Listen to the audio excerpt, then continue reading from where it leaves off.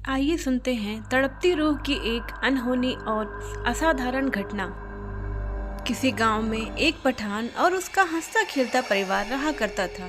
भेड़ बकरियां चराकर अपना और अपने परिवार का गुजारा जैसे तैसे कर लेता था, मगर उसका मुख्य व्यवसाय खेती था। इसके लिए समय पे बुआई करना, खाद बीज डालना जरूरी है और इससे भी ज़्यादा महत्वपूर्ण बात बारिश का सही मात्रा में होना भी है। कम और अधिक वर्षा दोनों ही फसलें बर्बाद कर देती हैं। 2-3 सालों तक उसको कम और उससे भी कम आमदनी हुई। इस कारण वो समय पर बुआई भी नहीं कर सका। उसकी किस्मत ने उसको धोखा दिया। जिस साल उसने बुआई नहीं की उसी साल अच्छी बारिश हुई। अब गुजारे के लिए जमींदार से ब्याज लिया तो उसे चुकाने के लिए काम की तलाश में बाहर जाना पड़ा। पीछे से जमींदार ने उसकी पत्नी और एक बेटी को पैसों के लिए परेशान करना शुरू कर दिया। हद तो तब हो गई जब उसने पैसों की खातिर उसकी झोपड़ी में आग लगवा दी।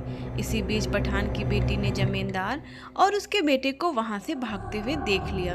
दुर्भाग्य से उसकी पत्नी और बेटी दोनों उस आग से बच नहीं पाए। इधर पठान आया तो वहां उसके लिए कुछ नहीं बचा था। उसने हादसे का कारण जानने की कोशिश की, पर उसे कुछ भी पता नहीं चल सका।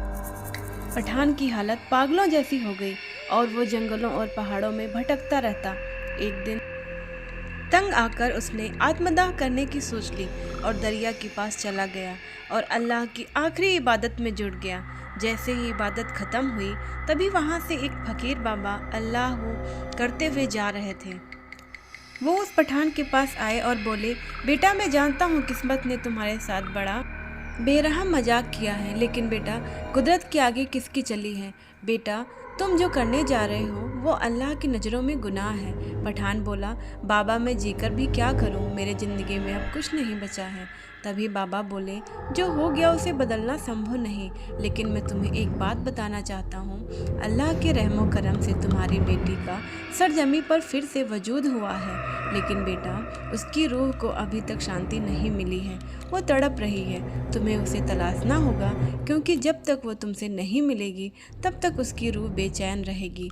उसके जहन में कुछ राज दबे हैं जो वो तुम्हें बताना चाहती है। पठान बोला, बाबा इतनी बड़ी दुनिया में मैं उसे कहाँ तलाश करूँ, आप ही कोई रास्ता दिखाइए बाबा।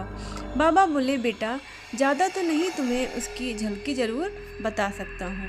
बेटा तुम उसे किसी तालीम घर के आसपास मिलोगे, लेकिन बेटा एक बात का ध्यान रखना, तुम उसे इतनी आसानी से नहीं मिल पाओगे, क्योंकि उसने अल्लाह के रहमो कहम से बहुत अमीर घराने में जन्म लिया है। आगे की कहानी को सुनने के लिए बने रहिए मेरे वीडियो में और वेट करिए मेरे वीडियो के नेक्स्ट पार्ट का। Thanks to watching my video. Thank you. Bye bye. Take care.